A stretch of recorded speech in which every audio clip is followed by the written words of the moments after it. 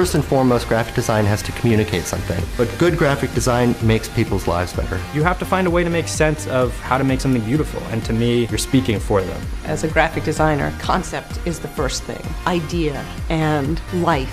Graphic design is essentially a language for living.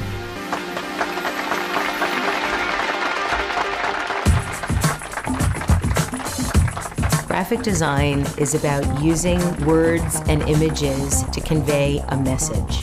Graphic designers have to know a lot about color theory, typography, how to create a grid, but those are all really basic. You have to be somebody that is really interested in understanding human behavior, being able to understand how they think, how they choose, how they buy, how they believe. People probably don't think about how much graphic design impacts them. We use graphic design to cross the street, to decide what we want to eat and how much we want to eat. We use graphic design to pay our bills, to get married. We use graphic design to get divorced. We use graphic design in every single aspect of human life right now. And people tend to like things best when they feel that they are respected by that thing. But I think ultimately, if it moves you, whether it be a good emotion or a bad emotion, chances are then it's effective because it's getting you to think about something and it's getting you to potentially take action.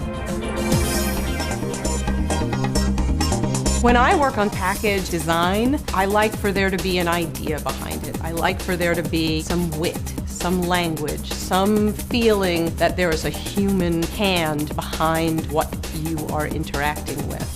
Like, for instance, matchbooks are one of my favorite things to design. It's this nice, intimate moment between you and the smoker or candle lighter because you have the reveal that can be completely surprising. For the spice market, we turn them into these little incense boxes. I like to think about the product like I'm the consumer. So when we were working on the Kleenex project, we learned that for some people, choosing which pattern on the box to take home is a huge part of their day. So I think about what will give me a moment's pleasure when interacting with that thing. The Mercer Hotel was a really interesting project that was very clean and very understated and witty. And not necessarily witty in the design, but also witty in the language. Like, for instance, there's always that sign on the bathrobe that says, if you take it, you're going to have to pay for it. But we didn't want to say it in such a crass way. So we just made a sign that very simply said, disrobe. And then when you turned it over, it said, is available for purchase in the lobby. And so sometimes maybe beautiful isn't exactly what it should be. Maybe it needs to be quirky, or maybe it needs to be ugly, or maybe it needs to be invisible. So I think you're always solving what it has to look like visually based on what it needs to be conceptually. A lot of times when people talk about signage and environmental graphics, they think that it always involves letters, but it really involves landmarks, creating a moment that somebody remembers and immediately understands. Graphic designers aren't trained necessarily to think in dimension, but you do need to identify things within space that the architecture wouldn't necessarily be doing otherwise, through color and type and light.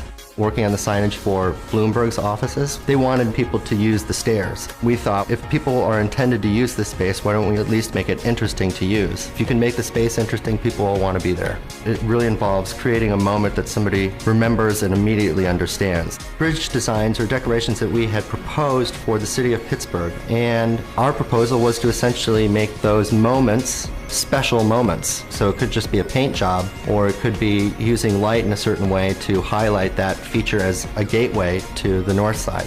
Every building has a timeline of your experience with it. What's the cover of this book? And then how does that play out as one navigates through the space where your mind actually solves a problem? So there's a process of discovery there. Should you judge a book by its cover? I would really like to say yes, but I think that there's a lot of really good books out there that don't have good covers.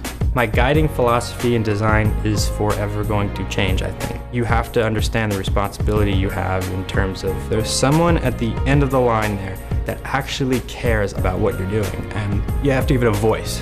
I never like to pin myself down to one different style. And to me, that's what's fun about design, as opposed to an illustrator's style. You can wear different hats. The artistic expression, that is the art of it. Getting into the mind of the book, expressing what the book is about, making it beautiful and grabbing people's attention. You always care about what are you reading first, and that's based on contrast of size, contrast of color. Is the title more important than the author? Can you read it from across the store or not? You know, these are the things that I think about on a daily basis. You have to understand where this book fits in the world of books. The Day the World Ends is a poetry book, and here's an example of, well, what do you focus on? You have all these different poems that are about different things, so broke the type up a little bit, and the author just connected with it.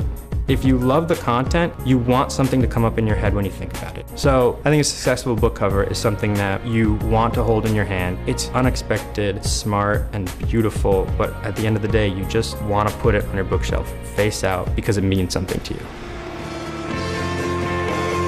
We use graphic design now in many ways to convey who we are as people, to define affiliations, to signal beliefs. If you can contribute to making people's lives a little bit better and elevating the general level of design, then why not? If you know how you want to make them feel, that's the most important thing. You just want to make something memorable. I say, do what you think is right and interesting and smart, and then worry about what the survey says.